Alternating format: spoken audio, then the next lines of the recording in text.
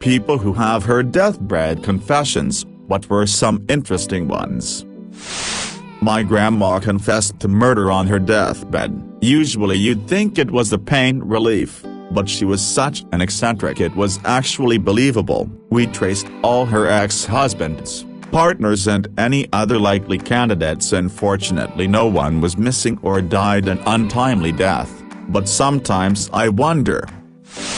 My dad had Alzheimer's and ended up in a secure ward. He was blind and almost deaf. I was visiting him one day. He didn't know who I was, but he started talking about me. He said I had done better than him in life and that he was proud of me. He was a quiet man IRL and never told me that when I was growing up. Looking back, he did things that my dumb ass never realized were for me. Like, when he retired, his colleagues asked what he'd like as a present. He chose a scientific calculator. This was back in the 1970s. He had no use for it. He gave it to me for university. I thought he was just passing it on, not realizing that he'd asked for it with me in mind. I don't know if this counts as a confession, but it felt like one. My grandparents have 3 daughters. Everyone always said that my mom was my grandfather's secret favorite. He never agreed. I heard he was on his deathbed on April 6th, went to see him on April 8th. He was scary looking and the doctor kept saying he didn't understand why he wasn't dead yet. April 9th, everyone but my mom had the chance to come and say goodbye. She doesn't drive and my dad works 10 hours away. My grandpa kept saying her name. Well, saying. He couldn't eat or drink, so it was more like a whisper. My mom came by on the 10th. He looked at her, smiled, whispered "My Amy." He closed his eyes and never opened them again. The exact thing happened with my grandpa. He was in an almost comatose state and survived 2 weeks past where the doctors, hospice nurse said should have been possible. His oldest son hasn't been able to come see him because he lives out of state and his wife was getting a serious surgery that was life or death and couldn't be postponed. Finally he was able to fly down to see Grandpa one last time, spend a few hours with him, and then Grandpa passed. Death is so strange. My grandma suffered from dementia for many years before she passed. It got so bad she didn't remember who her family were, and would barricade herself in her home because she was scared of everyone. She even forgot she smoked and would find her cigarettes months later after forgetting where they were and claim she was desperate for one. She'd put them away after one and that would be her again for months. The only memories she had left at the end was that her sister used to be able to play the piano beautifully and her husband, her childhood sweetheart, was gone but she didn't know where. He died some time earlier. She spent her days waiting for him to come home from wherever he was. "My John will be home soon," she would say, or someone would walk past the window and she'd double take and say thought that was my John. It was heartbreaking watching her deteriorate until she was on her deathbed, unaware of anything or anyone. I went to say my goodbyes to her in the hospital and she held my hand and told me how much she loved me but how she was ready to go be with John now. In that moment, she remembered who I was, what was happening to her and that her husband, my granddad, had gone already. She went in her sleep not long after that, and I'm forever thankful I managed to say goodbye and tell her how much I loved her too. I've held on to that moment for so long without really digesting it in any way that writing this just wore my heart out. I miss them both so much but I know they're finally together again somewhere. I have an amazing one. My great-grandmother lived a very long and interesting life. She was in her 20s in the Great Depression. She had a wild streak from those days that we don't know much about, to the point that we actually don't know our great-grandfather's name, just the husband she took later. Over the course of her nearly 100-year life, she had collected owls, literally thousands of owl figurines. She had clocks, wall hangings, pot holders, lamps, stained glass art, salt shakers, and more little figurines than you could imagine, all depicting owls. We all wondered the importance of the owls. She never talked about them. We just all knew she loved owls. Well, when she was nearing death, at the age of 98 or 99, and the docs said she had days, my grandparents went and talked to her and they asked her if she had anything she wanted to share or ask before she goes. She thought for a moment, then said, "I never understood the owls." It turns out, she didn't really give a shit about owls. Near as we could piece together, sometime in the 40s or 50s perhaps, she bought either a trivet or a set of salt, pepper shakers that were owls. Then someone got her the other. Those were the oldest owls anyone could remember. But from there, someone got her an owl to match, probably a potholder or placemat, and all of a sudden her kitchen was owl-themed. From there, it snowballed. The owls flowed like wine, baffling her for 60 years, eventually taking over as the bulk of her personal belongings. The moral is, if you're not actually into something, mention it early. Not my story but that of a hospice worker who spoke to my class. For those who don't know, hospice is a method of end-of-life care that focuses on alleviating the emotional and physical pain of a dying person to ease their passing rather than combating their imminent death. One of her patients was a bed-bound woman in her 90s who was generally unresponsive but had flashes of recognition and engagement. It's hard to gauge the level to which unresponsive patients are detached from their surroundings, so they encourage family members to keep their company in hopes of soothing the patient. Now this patient was from a U.S. state that prided itself on its state university, and the university's football team. The woman's family had attended this university for 4 or 5 generations during her hospice care. However, her great-granddaughter was the first in their family to decide to go to a different school, the rival state's university. In fact, her family was supportive of her decision but often joked about her being the rebel or Judas or what have you. One day, they were all sitting around the woman's bedside, teasing the girl about her decision. Suddenly, the patient sat up, looked at her great-granddaughter, said, "Traitor," and fucking died. Edit. Wow. Thank you for all the awards. I'm glad you all enjoyed the story. I heard it 4 years ago and I still think and laugh about it often. The hospice worker said that the family thought it was hilarious.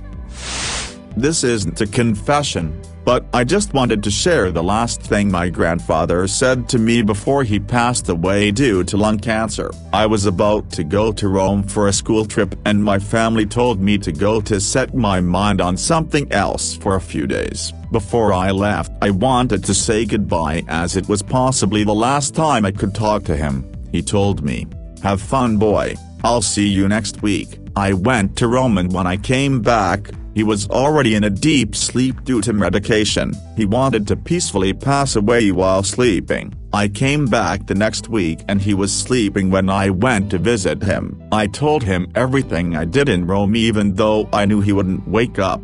The next morning he passed away. My grandmother said to me, "He waited for you." I still miss him so much.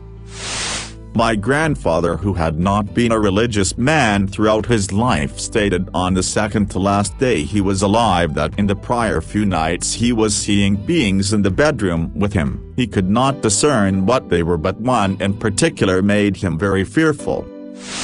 My dad has a special ability to gain people's trust, in a good way. Twice now he's had instances where dying people tell him things that they feel they can't tell their family. The one case was when my aunt's mother-in-law was dying. She explained to my dad that her husband cannot live alone and that they both agree he must find a new partner after she passes. He did. He remarried within a year of her passing, at the age of 81. The family was very upset about him moving on so fast. My dad had to stand up for him and reassure them that it is what his late wife wanted. My time to shine. I worked at a hospital in Garmisch-Partenkirchen, a small town near Munich for the last 14 years. My job there is not fancy at all. I move people around, throw the trash out and occasionally I take care of some handy-like work. fix a leaking shower head and stuff like that. As you can imagine, I get to see a lot of patients that come and go. Some of them pass away, such is life, I guess. I remember a few instances of people confessing to me their biggest regrets. Here are some examples. An old Polish woman told me that she regretted not fucking Hitler when she had the chance. Her words: "I wanted to ask her about more context, but I was afraid to be honest." Another notable example was an old truck driver that used to work for an Eastern Germany company. He told me that he once ran over some kids with his truck and was too afraid to stop and check if they were okay. Once another Polish lady told me that she used to be a prostitute during Second World War and that she slept with very high-up people in the government. She told me that she did not regret that part of her life, but that she could not tell anyone and that was a heavy emotional drag. She also told me that she aborted more than 5 babies during that time. When I was in hospital, the guy in the bed next to me just asked to stop taking his meds as he was ready to die. Last thing I heard him say was, "There's no one waiting for me at home, so I'm going where they are." Wasn't really a shocking confession, just a lonely and heartbreaking one. A couple of days before my grandmother passed away, she was really confused and was talking about my mother having a child a year or so after my own birth that was sent for adoption. She was talking about how sad and horrible this was and that I deserved to know. After my grandmother passed, I confronted my mom about it and she neglected this. And I truly believed her. Couple of months later, it turns out my grandmother was the one adopting away a baby girl who was born between my mother and aunt. My grandfather had pretty terrible dementia and he kept making deathbed confessions as he knew he didn't have much time left. They were often about witnessing a murder and not telling anyone. But each time he confessed to us, the details changed. It happened a couple of times a day over the course of his final week. We finally figured out that he would watch the local news and hear about these things happening, then would think he had actually witnessed them. I didn't see it, but my aunt watched her elderly mother fall down the stairs and confessed just before she died that she wasn't her biological mother. She told my aunt that her oldest sister was actually her mother. The sister had gotten pregnant too young and the mom said it was hers, a common way of handling it back then. She revealed it in her very last breath. My great-uncle actually confessed to having 2 illegitimate sons right before he kicked the bucket in front of his own children and grandchildren. The crazy thing was that none of his children knew this life of his. Not even my great-aunt knew about it because she would have made a huge fuss if she was alive at that time and knew about it.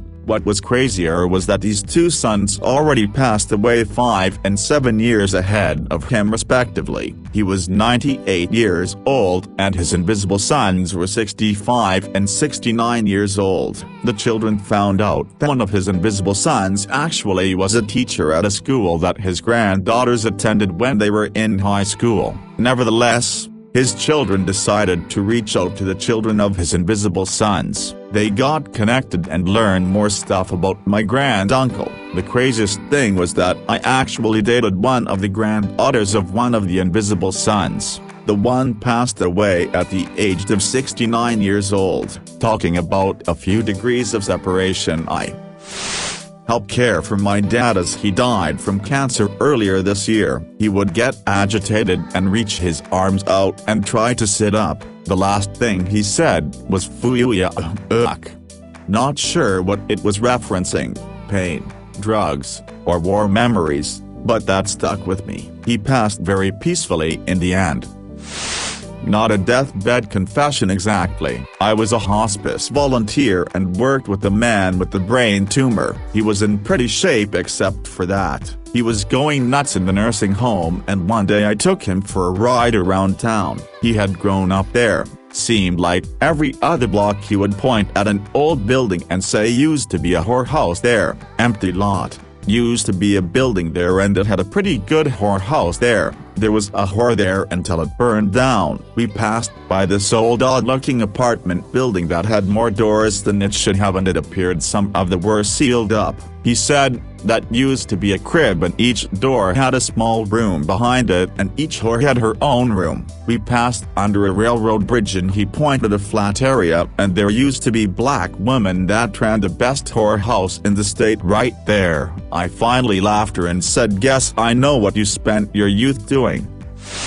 Not a deathbed confession, but the last conversation I had with my grandfather has always stuck with me. He had Parkinson's and lived on a farm outside of town. One day he looked at me and said, "I'm getting too old to take care of Mom, my grandmother. I need you to do that for me, okay?" His health deteriorated pretty rapidly from that point onward. I still call my grandmother every single day, and try to get back home whenever I can to help out around the farm. My great-grandfather was in his mid-90s when he died. Health was always good, but a benign tumor deemed too dangerous to operate on at his age went septic. He was dead a week later. I went to visit him in the hospital. My family used to see him a lot, but there was a falling out between him and my grandma several years before, so we stopped seeing them. Funny enough though, I constantly ran into him at the store and we always had nice chats. Anyway, in the hospital he told me not to worry about him. Most everyone he's ever known was dead, and he was ready to die. The week he felt himself getting sick, he knew something was off and made arrangements to get my great-grandma into a nursing home. He took care of her with her Alzheimer's, so he wouldn't die until he knew she was taken care of. They were married for over 70 years. My favorite story is that every Sunday for over 50 years, he would drop my great-grandma off at church, and then sat in the car and waited for her. Hated religion, but loved his wife lol. Not exactly on his deathbed. My stepfather emailed me the night he passed away. In general, he was always in pain from chemo, cancer, meds and whatnot. He did not want to continue spending money as he wasted away. He asked me to never tell the rest of the family, but I'm taking all my sleeping pills tonight after your mom goes to bed. With luck, she'll never know the truth. It would break her. I didn't witness this personally as it was between my grandfather and his father. My great-grandfather was not a nice man. He beat his children. One time he beat his daughter with a table leg, and I am assuming did the same to his wife. Anyway, she left him and the kids behind. This was the 30s and I am assuming that he didn't allow her to take the kids with her, and it's not like women's rights were great back then. My grandfather left home at 8 years old and fended for himself for his entire life. On his deathbed, nasty grandpa told the boys that he had a bunch of money stashed on the old property and if they went to see him, he would tell them where it was. No one went. Edit for clarity. Nasty grandpa was my great-grandfather. Nothing dark, but unexpected for me.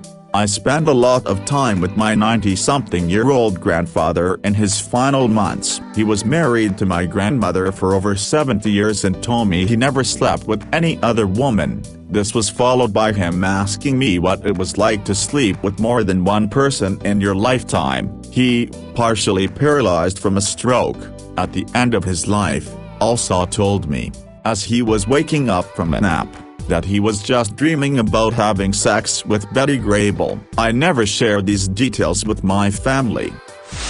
Mother ran a nursing home growing up. From ages 5 to 10 I spent every weekend with residents. Because I was a kid, residents often confessed stuff they thought I wouldn't understand. Two stick out. One funny, one not. Woman was dying, maybe about 96, even had her last burst of energy. Life where she thought she was better. This is common. A black delivery man came with some flowers. After he left she looked at me with tears in her eyes and said, "I can't believe I'm dying without having been with a colored man." Second one was while I was reading Bible verses to a resident. "I'm so sorry. I didn't mean to drop that baby in the well." This wasn't a deathbed confession, but more of hospice. This man was an alcoholic. This isn't usually a problem because when in hospice you can get whatever you want as long as it is legal, but he was a violent drunk and was forbidden alcohol as a result. Anyways, between his requests for alcohol, he talked about how he and a friend got into a massive fight about land and his equipment being borrowed. As a result, they haven't spoken in 20 years. He said he didn't even know why it was such a big deal and regretted being that aggressive. Basically said he missed his best friend and wished they didn't lose all those years.